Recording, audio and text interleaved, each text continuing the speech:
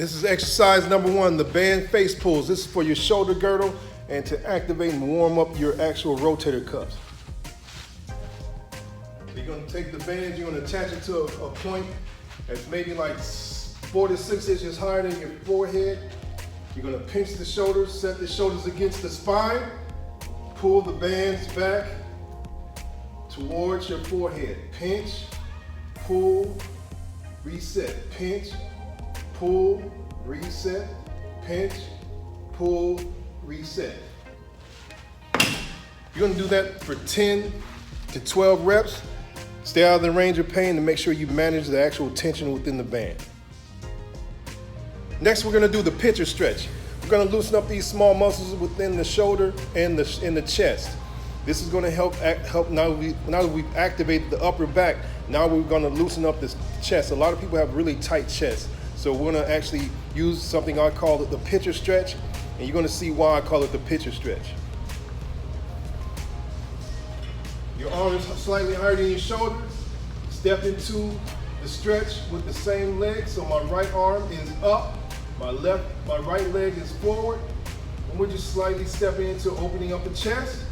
Then we're going to rotate, pressing the elbow into the beam or the door sill. You're going to do this for 10 reps.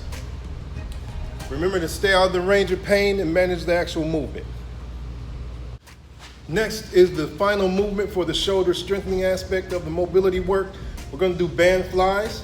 You want to manage the pain, stay out of the range of pain, and actually manage the movement. So what you're going to do, you're going to attach the band, probably I'd say close to chest level. You can do this with cables also.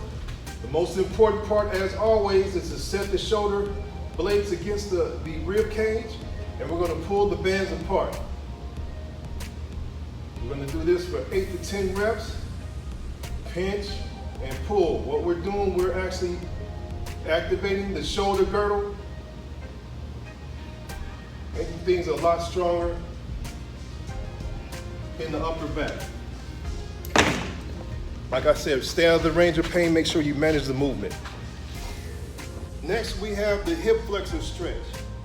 What we're going to do, we're going to put one knee down on the ground. You can use a pad to actually keep your knee from grinding into a hard surface.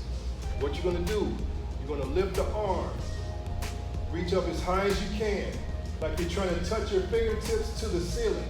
You're going to bring the hips slightly forward, leading the shoulders back, and you're going to rotate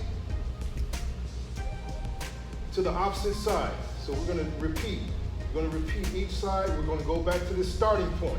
You're going to reach, lift, stretch out,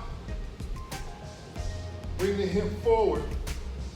Then you're going to reach the opposite side and then start back to the starting point. If you have any, as you can see, my shoulder is kind of limited. I have a few injuries.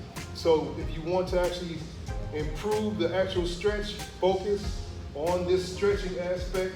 Try to make the upper arm even with the head, bringing the hips forward, reaching up as high as you can, and reaching to the opposite side, reaching to the opposite leg. Remember to stay out of the range of pain and manage the movement. This next movement I've done several videos on. It's a very important movement. We're going to actually engage the glutes now that we've stretched out the actual front of the hips. We're going to engage and try and strengthen the back of the hips. This helps with lower back pain and with the overall posterior strength. So you're going to be on your back, knees are bent. You want to bring one knee to your chest. You want to pretend like you have something that you're holding, like a tennis ball or some sort of small object in between your thigh and your stomach. So we're going to hinge at the hip. Then we're just going to lift up.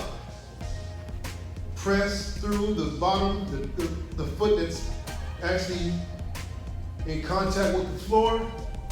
And we're going to bridge up 10 to 12 times. Try to keep your head steady, your spine neutral, and you're gonna switch, lock the leg, and repeat. You wanna do 10 to 12 reps each side. The next movement is the quad opposite extensions. You may see one of my limbs go, pretty much both of my limbs go out of the frame because I'm on this small iPhone recording this.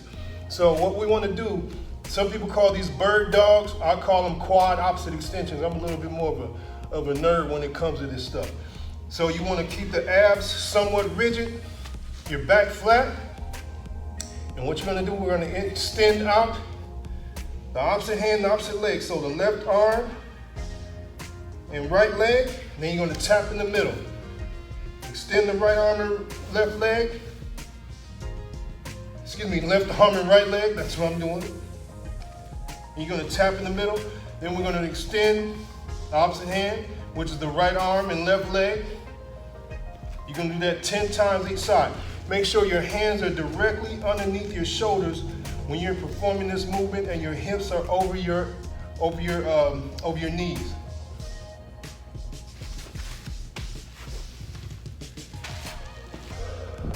The last movement is the hip crossovers. This is a feel-good movement. I have clients and even myself. Sometimes you'll get lost in this movement, especially if you're focusing on your breathing and you're focused on keeping your back totally flat against the mat. It actually feels good to your back, and sometimes you'll feel your back pop as your spine decompresses.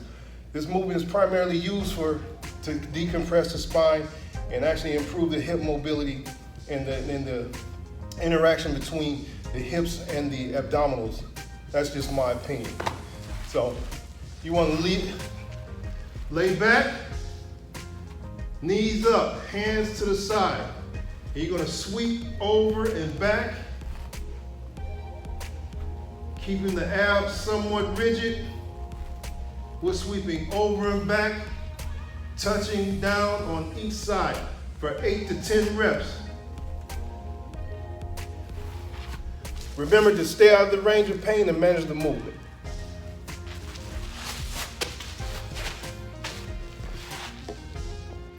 I hope this video helps. I hope you've enjoyed the actual simple, basic movements that actually improve your hip and shoulder mobility and possibly help you relieve a little pain and stiffness within the joints. This is Ernest Allen, Coach E. Allen, signing off. Remember to live and train with a purpose.